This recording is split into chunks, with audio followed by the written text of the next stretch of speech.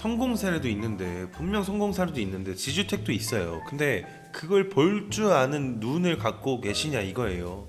이거를 안 갖고 계시면 투자를 하시면 안 돼요. 뭐 아파트 매매도 있고 청약도 있고 아파트뿐만이 아니고 투자처가 굉장히 많잖아요. 굳이 모르는데 이거를 왜 하냐 이겁니다, 제 말은. 자, 안녕하세요. 김현수입니다. 자, 여러분들께서 많은 댓글과 심지어 개인톡과 막 전화랑 문자까지도 물어보시는 이 협동조합형 민간임대 아파트에 대해서 말씀드릴까 하는데, 제가 여러분들께 항상 똑같이 얘기를 했던 것 같아요. 모르세요? 모르면 그냥 하지 마세요. 이렇게 말씀을 드렸어요.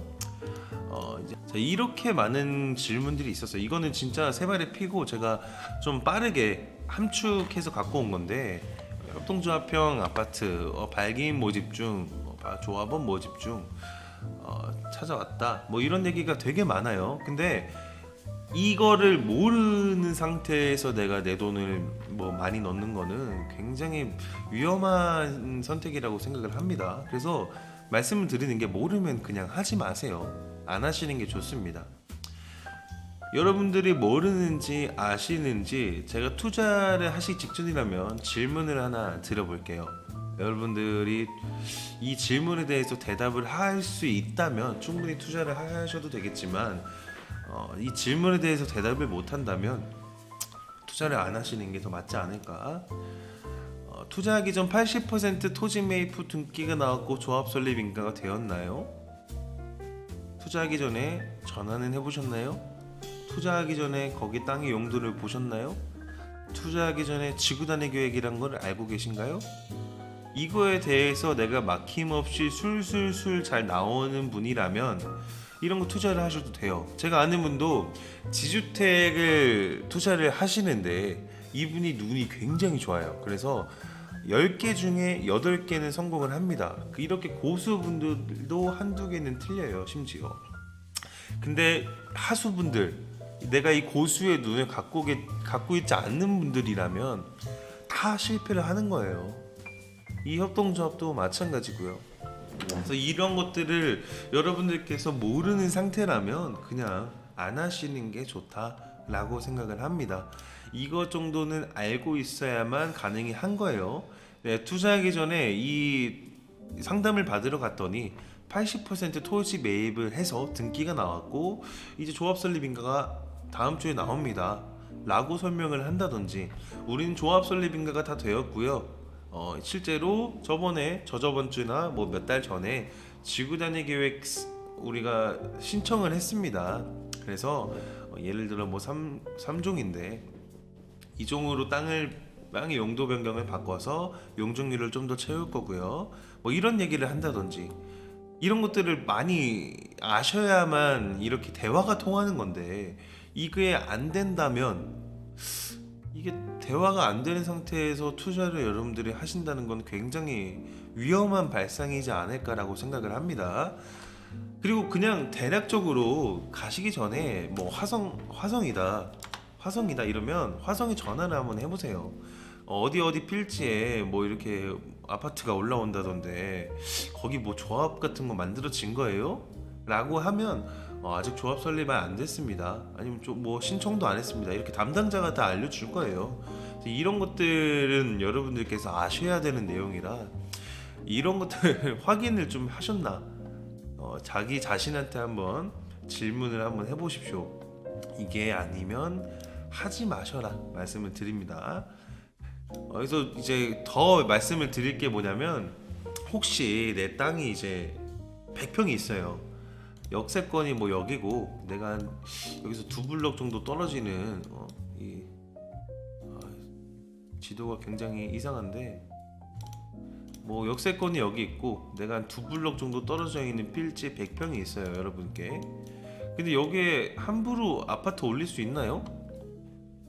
땅의 용도가 어떤지도 살펴봐야 되고, 땅의 용도가 맞다 하더라도 이 도로, 교통, 항만, 학교 등등등 뭐 배관, 폐수 이런 것들도 다 고려를 해야 되는데, 이런 것들을 승인을 해주는 지자체랑 또 일을 해야 되고, 그러니까 이런 부분들이 굉장히 복잡하단 말이에요, 사실. 이 개발 행위 자체가 복잡한 일반인들이 접근을 했을 때는 복잡하기 때문에 이런 것들에 대해서도 조금 알고 계시면 조금 투자하시기에 좀 수월하실 텐데 이런 걸 모르죠 당연히. 여기에 함부로 아파트를 올릴 수 있나요 했을 땐 정답은 X란 말이에요. 이걸 잘 생각을 해보면 여러분들이 투자하시는 어떤 민간 임대 아파트인데 예를 들어서 뭐 자연녹지예요. 자연녹지고 땅이 매입이 다 됐다 하더라도 여기 아파트 함부로 올릴 수 있나요? 이거 허가받고 승인받고 엄청 오래 걸리겠죠. 이거 인허가 밟고 쭉쭉쭉쭉 나가려면 당연히 시간이 오래 걸릴 거라고 생각을 하셔야 돼요. 이것들은. 그래서 이런 것들도 여러분들께서 알고 계셔야 된다. 이런 것들 좀 말씀을 드리고 싶고, 그리고 이제 사업지가 너무너무 좋은 경우가 있어요. 이제 토지 등기도 넘어왔고 협동조합 설립이 만약에 됐다 하더라도 이 지자체가 갑자기 보수적으로 나오는 경우가 있습니다. 누가 봐도 이제 진행될 사업지예요. 이 땅이 너무 모양도 이쁘고 아파트를 뭐 예를 들어 두 동을 올릴 거고 조합 설립도 됐고 토지 매입도 예를 들어서 뭐 90% 가까이 됐다. 이러면은 이런 것들은 실제로 승인이 빨리빨리 나면 굉장히 수월해져요. 근데 이제 지자체에서 우리는 지주택에 대해서 실패한 경우가 있다 보니까 협동조합 너네도 같은 거지 절대 허가 안 해줘 라고 이렇게 보수적으로 나오는 경우가 있기 때문에 이렇게 되면 또 진행이 안 돼요. 이런 점도 알고 계셔야 돼서, 그러니까 애초에 지자체 쪽에다가 전화를 한번 해보시는 것도 어떻게 보면 방법이죠. 자, 그리고 마지막으로 요즘에 나오는 뭐 안 좋은 얘기인데 이거는 마지막으로 말씀을 좀 드려볼까 해요. 요즘에 이제 신탁사 쪽에서 수수료 자금을 안 풀어줘요. 뭔 소리냐면 우리가 이제 협동조합 설립 전에 이제 뭐 발기인 모집을 하죠. 그럼 영업사원들이 막 투입이 되고 법무사도 투입이 되고 모델하우스 짓고 이렇게 합니다. 그래서 돈을 신탁사에서 이제 받으면 그 중에서 일부 수수료가 들어와야 되는데 이게 신탁사 쪽에서도 이제 협동조합 설립 전에는 그냥 한 번만 지급을 하고 이제 안 풀어주고 아예 자금 쪽을 막아놓는 경우가 있어요. 이 신탁사 쪽에서. 이렇게 됐을 때 업무대행사 쪽에서 자기 자금을 이렇게 수수료를 내려주는 경우도 있지만 업무대행사가 돈이 없으면 이제 업대가 돈이 만약에 없으면 이런 것들이 어렵단 말이에요. 그래서 이제 이걸 어떻게 하냐면 추진위에서 법무법인을 설립을 합니다. 그 다음에 이게 사업지가 좋으니까 뭐 이 법무법인 계좌로 넣어주세요. 저희 도망가지 않으니까 이 법무법인 계좌로 넣어주세요 라고 하는 경우가 있는데 이건 진짜 여러분들께서 하시면 안 됩니다. 이 법무법인 계좌 돈을 넣으시는 거는 정말 위험할 수가 있고 여러분들이 보호받을 권리까지도 다 날아가는 경우이기 때문에 이거는 절대 하시면 안 된다 라고 말씀을 드리고, 결론적으로 다시 말씀을 드리자면 모르면 안 하시는 게 좋다.